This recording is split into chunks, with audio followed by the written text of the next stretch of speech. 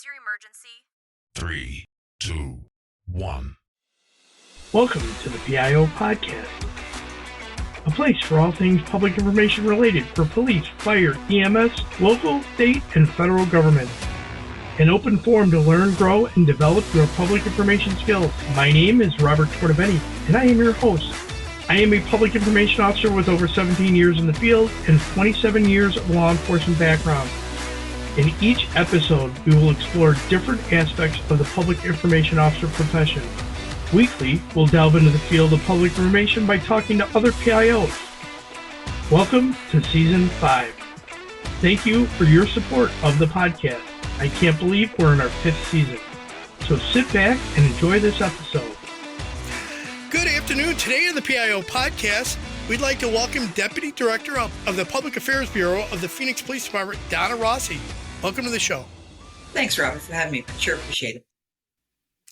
Yeah, Donna, it's great getting somebody that's really interested in being a guest on the podcast, and you had expressed an interest a while ago, and I finally was able to get you scheduled. So looking forward to learning a lot about what you do and your background. Let's start there. How about that? Let's learn a little about you. You were formerly with Phoenix PD as a law enforcement officer, correct? Yeah, to say my life has come full circle is probably an understatement. In my early 20s, I was a Phoenix police officer and did that for about 4.5 years. I worked the streets, worked midnight, swing shift. I did a stint out at the police training academy as a recruit training officer. I did some other little, stints back in the day. There weren't a lot of female officers on the department. So, did some little undercover stuff that we were doing back in the day. And then decided that it was time to go to college. And I tried to balance college with my full-time job as an officer and getting called into court and everything.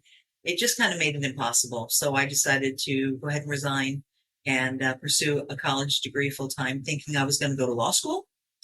And ended up for the next 31 years, as a broadcast journalist. And so I worked for television stations throughout the state of Arizona. The last 25 years of my broadcast career was at CBS in Phoenix. How'd you get caught up in journalism from law enforcement and go to law school? You ended up in journalism. So, it's really not that different when you think about it, in the sense of something happens, right? A cop gets called to the scene. They try to get all the facts. They get everything they can. They interview witnesses. They interview people who were involved, and then they write a report. So journalism is really not that different, right? Something happens. You go out to the scene. You talk to people that were involved. You get everything, and then you write a report. The reports are just very different.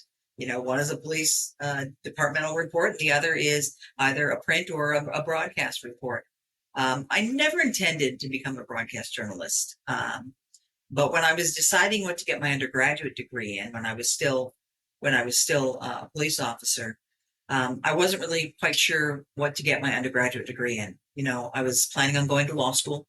And so, you can get your undergraduate degree in underwater basket weaving and still go to law school. It doesn't really matter what you have an undergraduate degree in. It's just as long as you get accepted to law school. So I thought, well, I would use my ability and my skills that I learned as an investigator to get at the facts. And just did get a degree in broadcast journalism. I had done some, theater and speaking and debate in high school. So I already had that ability to kind of present. And so I combined that ability to present with my ability to investigate and said, well, I'll get it in broadcast journalism. I'm not going to use it anyway. I'm going to go straight to law school. Little did I know. 30 years later. Yeah, that's awesome. So you had that background with theater about presenting and about being in front of the camera, in front of the public. So yeah, I guess I could see that as being a good transition going into broadcast journalism. All right, so let's talk about Phoenix PD. What is the current staffing for both sworn and professional staff? Under. In a word. Always, right? Understaffed. Yeah, always. Yeah. We're close to 600 sworn staff short. 600 short? Yes. Oh my God. We are about 600 sworn short, just under that. Our recruiting efforts, though, have increased over the last 6 to 8 months. We just started a pre-academy class on Monday with about 33 in there. If we can keep it at that, every 8 weeks we're starting an academy class. If we can keep it at that, keep it up in the 30s like that, we'll be able to hold steady and stop the bleed a little bit, and maybe even incrementally, tip away at the loss. But it's challenging. But you know this, Robert. You talk to PIOs and communications directors all across the country. It's not just Phoenix that has this issue. Most other mid to large level police departments are having this same problem. They're all having it, not even just the mid-level. The small departments, they may feel it even worse because when you're down 5 people in a 30-man department, that's a shift. Yeah, we're feeling it. We're having to police smarter, right, and more intentionally, and we're having to figure out force multipliers. We've opened up a couple of real-time operations centers, which helps as a force multiplier. Phoenix PD was one of the first in the country to really take a look at hiring civilian investigators. So we have hired several dozen civilian investigators, and many of them are either retired or former law enforcement, where we're taking these folks and actually putting them into investigative units, robbery units. Even our homicide units have some civilian investigators that can do, a lot of some of the heavy lifting and the research to free up the SWAT detectives to do other things. So that's pretty innovative. And we're doing whatever we can. Community involvement, as you know, is really important for a police department to be successful. They're the eyes and the ears of the Phoenix Police Department. So strengthening community relations has also been a focus of ours in order to get them to help us do what we need to do. They're the ears and the eyes of us, and they can call us. We don't want them to get involved, of course, but they can also, the community can also be a force multiplier for us. Absolutely. Yep. And if you have bad community relations, they're going to make your job a lot harder. So great for that outreach there. How is your public affairs bureau staffed? I have a terrific staff. I have an incredibly supportive executive team, and our chief, it really gets that messaging and communication is paramount to the success of this department. So I am super grateful for that. I am basically a civilian commander of this unit, is how it kind of plays out. I've got a lieutenant who's under me, 4 PIO sergeants that are uniformed public information officer sergeants that handle the media inquiries, do the on-scene, camera sound bites at accidents or anything else that is out there. I've got a team of videographers that help us, the entire department, with graphics and videos and training videos and messaging videos internally and externally. I've got a team of social media folks. And then I also have an in-house reporter that is kind of like a one-man band that they're doing now at TV stations, who shoots her own stuff, edits it, and tells the stories that our community is interested in. Oh, that's outstanding. So population, what's the population of Phoenix right now? About 1.67 million. Oh, much bigger than I thought it was. Okay, so you guys being down 600 people is a huge hit. It really is. It really is. Like I say, we have been forced to really focus on patrolling and enforcing, with intention. Basically, we've got to really be intentional about the way we're out there doing the job because of that.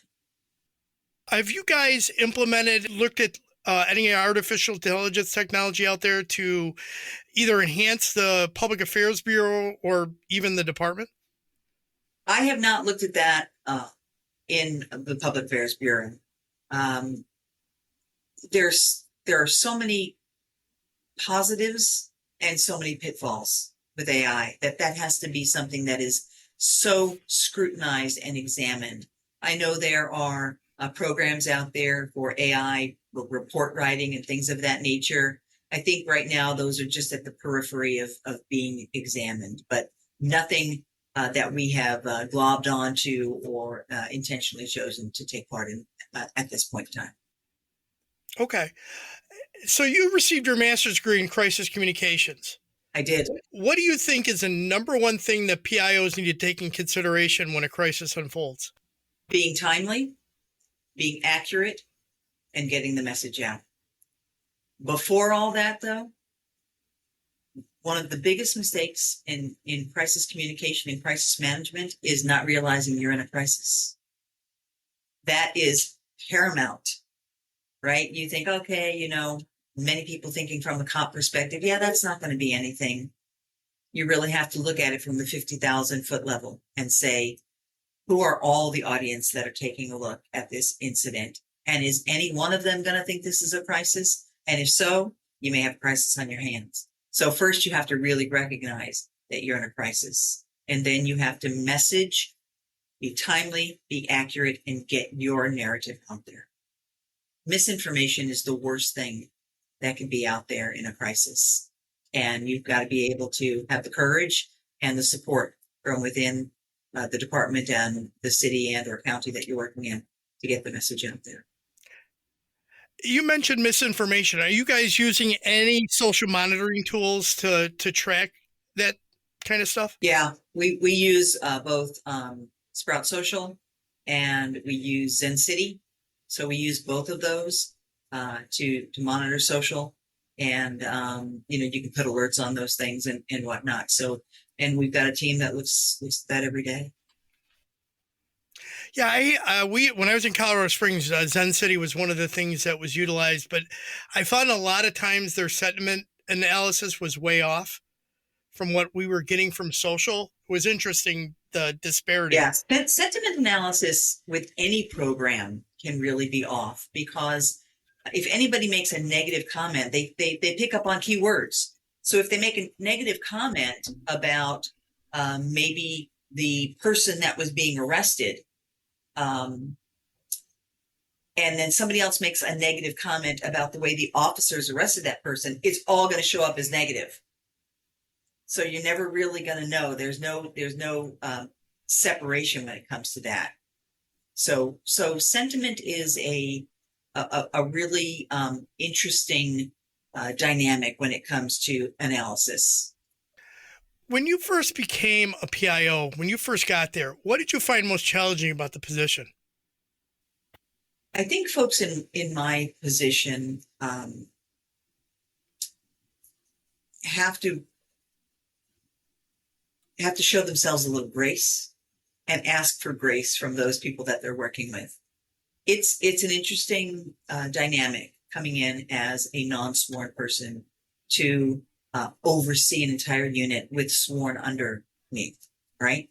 And as you know, talking to PIOs and communication directors across the country, more and more departments are putting SMEs, right, subject matter experts, in positions of leadership for sworn folks, especially in things like communication. You can't expect an officer who has worked his way through the ranks and the department and has been a cop's cop all their life to step into a position like this and go, oh yeah, I know how to message. Oh yeah, I know how to tell stories. You just can't expect that. So the fact that many departments across the country are really understanding the fact that they need SMEs in positions of leadership in certain areas of the department is phenomenal, right? So I think bridging the gap between civilian and sworn is really important, and probably one of the challenges I faced. Although I feel very blessed at the fact that I think because I had been a police officer before and they knew that, I think that helped a little bit. But a lot has changed in law enforcement since I've been on the streets. So I still had that challenge. And now, a word from our sponsors. Increase your social media reach and streamline your workflow with Social News Desk, the social media management software trusted by government agencies across the country. Publish effortlessly and securely across multiple social networks, including Nextdoor. Stay connected with social listening, engagement, and reporting tools all in one place. And here's an exclusive offer just for PIO podcast listeners. Get 3 months free when you sign up. Head over to socialnewsdesk.com/PIO to get started today. And now, back to our episode. I think it's great that so many agencies are starting to embrace the fact that they can have a civilian in the public information position or in the communications director's position in charge over sworn personnel. And they recognize that they may have a visual or a auditory dynamic or the big picture dynamic to understand the impact of not only the images that the department puts out, but the sentiment that the community feels and knows how to address those issues when they pop up. I couldn't agree more. I think the most successful public relations departments or media relations or whatever you want to call them in the different agencies, I think the most successful bureaus are the ones that have both sworn and civilian, because you really get that input from both sides. You know, I could say to one of my sergeants, "Hey, will you proofread this for me?" And they'll go, "Well, boss, you can't say that. It's gonna, how the officers are gonna hear this. They're gonna hear this like this." And I'm like, "Oh, I never even thought of that." And then they'll come to me with something and they'll say, "Hey, will you proofread this?" And I'll go, "Yeah, I'm not so sure we can say that." And they're like, "Why not?" "Well, because it's going to fall on this audience like that." So then you come together and you're like, "Got it." So I think those are the most successful bureaus and departments that utilize both the sworn and the civilian aspect. And especially those larger agencies, when you can have the multiple people in a unit, that's outstanding. Donna, Yeah, I'm truly blessed. Yep. Donna, what changes have you implemented since you've taken over? I have done some, I guess, memorializing the things that they always did, right? So I came in here and said, "Well, how do we do this?" "Oh, blah blah blah." "Okay, where can I find that?" "Oh no, that's just how we've always done it." "Okay." So I've memorialized things. I have completely revamped our bureau manual to where it's a function of the bureau. It's not just, you're supposed to answer the phone this way. You're supposed to do that. I read the bureau manual from 2016 and I'm like, this is weak. So I've made it a living, breathing document where a new PIO sergeant or somebody new to the bureau, I can hand that to them and say, take a read, hit some of the links that go to all our protocols, and they can understand a little bit of our functionality. I've written down most of our protocols. So things are in writing. So an officer, let's say, gets into, a shooting or a critical incident. My PIO sergeant is on call. They respond. They have a checklist. They have a protocol. This is what I'm supposed to do. Now I'm supposed to call so-and-so. Now I'm supposed to send out a tweet. Now I'm supposed to. So I put everything, all our protocols and all our SOPs in writing so that they have, things to follow. One of the things that I wanted to do when I got here was to, whenever I leave this a little better than where I came, right? And so I'm trying to build a really solid foundation to where whoever takes my place afterwards has some stuff in place and they can look at it and they can see. Before that, it was kind of like, this is how we always have done it. So you had to be hopeful that there was somebody here for a little while to answer some of the newbies' questions. So now I've put in some protocols. I also created one of the things that I was kind of surprised about is I asked, the folks when I got here, how do you track media inquiries? How do you know how many media inquiries you get a day, a week, a month, a year? And they said, well, we really don't. And I thought, that's really important for the leader of this team, because at some point in time, I'm going to have to go to somebody and say, our media inquiries have increased exponentially. I need a 5th PIO sergeant, or I need this, or here's what's happening. And so I worked with IT to put together, it took about 18 months to put together a portal system where media actually goes into the portal, fills out a form. It, on our end, it goes into a spreadsheet that I can do massive analytics. That's awesome. That's great that you created a portal like that, because now you do have the real-time information for budgeting and planning. I mean, without it, what do you do? Sure. It also adds to consistency, because, if Sergeant A is on call on Monday and gets an inquiry about XYZ, but Sergeant, B is on call on Wednesday and gets the same inquiry about XYZ, they can go into that portal, see what was sent out, and be consistent in our responses. It also allows me to track who has been assigned to that particular media inquiry, when they responded, are we responding fast enough? So there's a lot of accountability as well. Donna, does your office prepare like critical briefing videos for incidents that occur, like in OIS? We absolutely do. Yeah, we were one of the first, after Vegas and Los Angeles, to do those. We started them in 2019. They've evolved and changed exponentially to present day, but we certainly do, and we release those within 14 days of a critical incident. 14 days is your turnaround. Wow, that's impressive.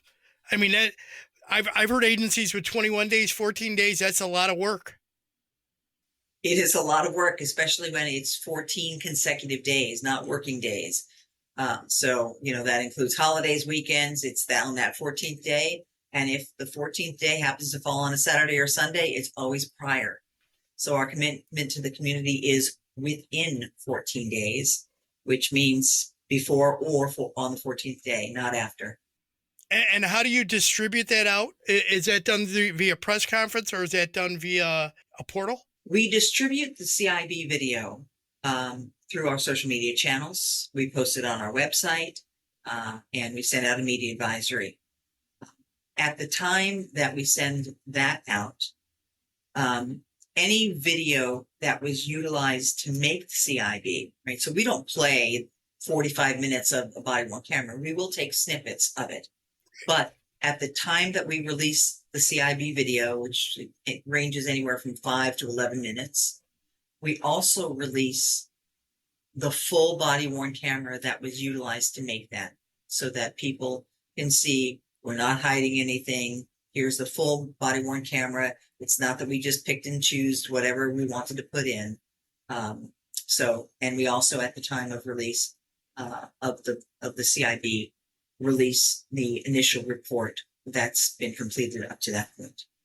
Okay, so you guys are putting a lot of information out, but honestly, that's the way to do it. You have to put out both your narrated story of how it unfolded with basically the highlights, and then you're going to put all the video out there for the media to, go through. And because if you don't, obviously you're going to open that question up for speculation, and they're going to say you just edited it to fit your own narrative. And absolutely, we also include in that release, we also include the 911 calls and the radio traffic. So it's all out there. Yeah, it's all out there, and that's important.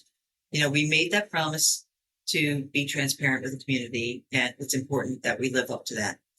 That's the big buzzword now, right? Transparency. It's wonderful to say that, but we have to live by it.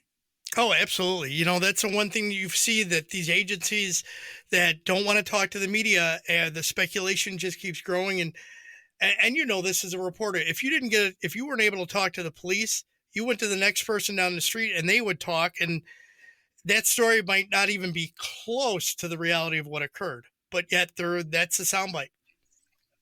Yeah. I mean, if you stay silent, somebody's going to fill that dead air. It goes back to this training class I took many years ago. It's like one of the first PIO classes I ever went through. There was an old reporter in Chicago named Rick Rosenthal, and he used to call it feed the animals. You have to feed the animals in order to keep them from biting into something you don't want them to. Yeah. Feed the beast is what we used to call it. Yep. So, Donna, how do you guys distribute crime reports to the media? How does that go out? Is that through a portal? Interestingly enough, the Public Affairs Bureau does not handle public records requests. We have a whole other department that handles public records requests. And yes, there is a portal that people can go in, they can request whatever they want, pictures, video, reports, and then that is distributed through the public records department at the Phoenix Police Department. So it's a completely separate So separate entity. that's different than like a daily bulletin that would go out to the media of crimes that occurred. Do you guys do anything like that? Exactly. Yeah. Public records is sole and separate. People want a full police report. People want body-worn camera. That goes through public records, and they receive, about 11,000 requests a month, which is mind-blowing.